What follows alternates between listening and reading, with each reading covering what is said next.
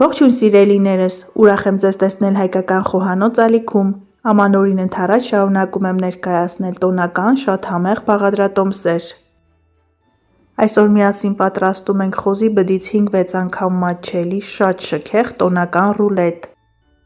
Տեսեք, թե ինչ գեղեցիկ կտրվածք ունի, իսկ թե որքան համեղ է ստացվում, կիմանաք երբ պատրաստեք ինքներդ, համը չկրկնվող է, տարբերվող և կատարյալ։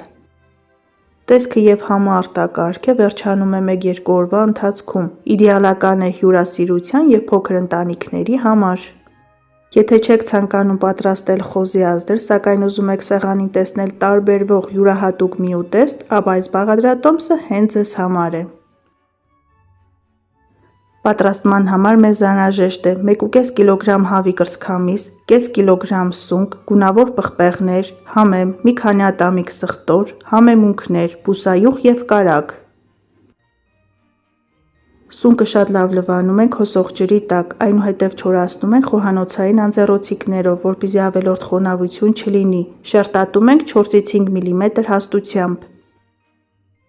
Վերցնում ենք խոշոր սունկ, որպեսզի ռուլետը կտրելուց հետո սնկի շերտերը գեղեցիկ արտահայտիչ ձևով երևան։ Տապակի մեջ մի փոքր բուսայուղ ենք լցնում, թողնում ենք շատ լավ տաքանա, այնուհետև ավելացնում ենք սունկը։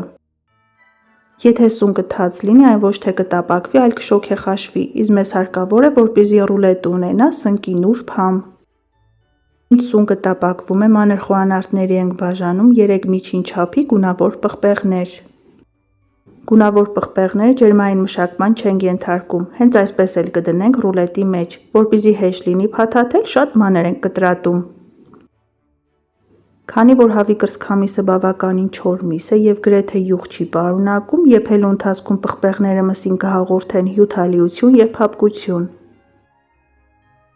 Այդ ընթացքում չենք մոռանում խառնել սունկը, տեսեք, թե ինչ գեղեցիկ ոսկեզօծ երանգ ստացավ։ Սունկը համեմում ենք սև և կարմիր պղպեղներով, աղով և վերջում ավելացնում ենք 50 գ կարագ։ Սիրելիներս, հավի կրծքամսով պատրաստվող այս ռուլետը կարելի է պատրաստել ցանկացած միջուկով։ Միջուկի մեջ կարելի է օգտագործել քերած գազար, սոխ, բեկոն կամ պատրաստել տավարի աղացած մսով։ Տարբերակները բազմաթիվ և բազմազան են, համերը համապատասխանեցրեք ձեր քիմքին։ Սիրելիներս, մեկնաբանությունների և նկարագրությունների բաժնում կթողնեմ խոզի ազդրի և վզի պատրաստման 2 հրաշալի բաղադրատոմս, կարող եք անցնել հղումներով և դիտել տեսանյութերը։ Շատ տնային տնտեսուհիներ այս տարի նույնպես խոզի ազդրը պատրաստում են հենց իմ ներկայացրած բաղադրատոմսով, քանի որ պատրաստման եղանակը և արդյունքը շատ են հավանել։ Ռուլետին թարմություն հաղորդելու համար մանր կտրատում ենք մի փոքր փունջ համեմ։ Սունկը արդեն պատրաստ է, անջատում ենք կրակը։ Հավի կրծքամիսը հոսող ջրի տակ լավ լվանալուց հետո մոտ 10-15 րոպե դնում ենք թույլ աղաջրի մեջ, այնուհետև չորացնում ենք խոհանոցային անձեռոցիկներով։ Միսը պետք է մուրճով ծեծենք, այդ պատճառով սուր դանակի օգնությամբ այսպես բարակ բացում ենք։ Այստեղ խոհարարական հատուկ հմտություններ պետք չէ, չանհանգստանաք, ստացվում է բոլորի մոտ։ Մեկ կտորից ստացվում է այսպիսի մեծ շերտ, այն դեռևս պետք է մուրճով բացենք։ Սիրելիներս, եթե նոր եք միացել հայկական խոհանոց ալիքին, խնդրում եմ բաժանորդագրվեք և սեղմեք զանգակ կոճակը։ Հայկական խոհանոց ալիքում կգտնեք բազմաթիվ աղցանների, նրբահամ թխվածքների և հայկական ավանդական ճաշատեսակների հրաշալի բաղադրատոմսեր։ Մսի վրա դնում ենք սննդային թաղանթ և այսպես լավ ծեծելով միսը բացում ենք։ Հավի կրծքամսով և սնկով պատրաստվող այս ռուլետը այնքան համեղ է ստացվում, որ վերջանում է հաշված ժամերի ընթացքում։ Ի դեպ, կարող եք ձեր գործը հեշտացնել, պատրաստել նախապես մի քանի հատ և դնել սառցախցիկ, օգտագործել ըստ անհրաժեշտության։ Այսպես բացում և ծեծում ենք ամբողջ միսը։ Սեղանի վրա սննդային թաղանթ ենք փռում և այսպես մսակտորները կողք կողքի շարում ենք։ Որպեսզի ստանանք մեկ ամբողջական կտոր և հնարավոր լինի ռուլետը հեշտությամբ փաթաթել, այս փուլում միսը ևս մեկ անգամ ծեծում ենք։ Եթե սիրում եք յուղոտ սնունդ, մսի վրա կարող եք տարածել հալեցրած կարագ կամ բեկոն շարել։ Կարագը ես ավելացնում եմ, երբ միսը գրեթե պատրաստ է։ Ավելացնում ենք համեմունքները՝ աղ, սև և կարմիր պղպեղներ, մի փոքր խմելի սունելի և 3-ից 4 ատամիկ սխտոր։ Համեմունքները լավ տարածում ենք, որպեսզի համերը համաչափ բաշխվեն։ Սիրելիներս, այս տոնական ռուլետը պատրաստելուց հետո խնդրում եմ մեկնաբանությունների բաժնում կիսվեք ձեր կարծիքներով, թե ձեզ մոտ ինչպես է ստացվել։ Համեմունքները ավելացնելուց հետո գեղեցիկ շարում ենք տապակած սունկը։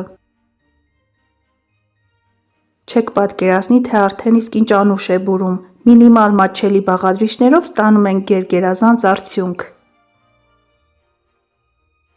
Այնուհետև ռուլետը հարստացնում ենք գույներով և թարմությամբ, ավելացնում ենք մանրացրած պղպեղները և կանաչին։ Բանջարեղենի շերտի վրա ավելացնում ենք աղ, կարմիր և սև պղպեղներ։ Ստացվում է գունագեղ, վիտամիններով և սպիտակուցներով հարուստ մսային շատ համեղ ռուլետ, որից հրաժարվելը անհնար է։ Այնուհետև ծայրից շատ հեշտությամբ, առանց ջանք գործադրելու, ձեռքի մեկ շարժումով փաթաթում ենք ռուլետը, ահա այսպես։ Որպեսզի համերը միախառնվեն, սննդային թաղանթի մեջ փաթաթված ռուլետը դնում ենք սառնարան, թողնում ենք առնվազն 1 ժամ։ Ի դեպ կարող եք դնել սառցախցիկ և պատրաստել ըստ անհրաժեշտության, դրա հետ ոչինչ չի լինում։ Ռուլետի երեսի շերտը նույնպես համեմում ենք։ Ջեռոց դնելուց առաջ փաթաթում ենք յուղաթղթի կամ փայլաթի թեղի մեջ կամ դնում ենք մեկանգամյա օգտագործման ջեռոցի տոպրակի մեջ։ Ջեռոցի ջերմաստիճանը պետք է լինի 200 աստիճան, թողնում ենք 1,5 ժամ։ 1,5 ժամ անց հանում ենք ջեռոցից և վրան քսում ենք կարագ, դնում ենք ջեռոց ևս 20-ից 25 րոպե, որպեսզի գեղեցիկ կարմրի։ Ռուլետը կարելի է մատուցել և տաք և սառը վիճակում, այն երկու դեպքում էլ շատ համեղ է ստացվում։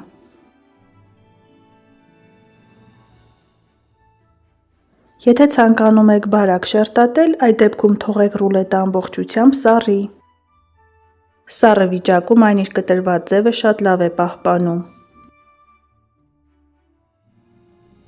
Դե ինչ սիրելիներս, այսօր էլ աննկարագրելի համեղ, գեղեցիկ կտրվածքով, հավի կրծքամսով և սնկով տոնական ռուլետի նման հրաշալի բաղադրատոմս։ Դուք էլ փորձեք պատրաստել այս տարբերակով, սնվեք առողջ և եղեք օրհնված։ Բոլորիդ մաղթում եմ ուրախ տոներ։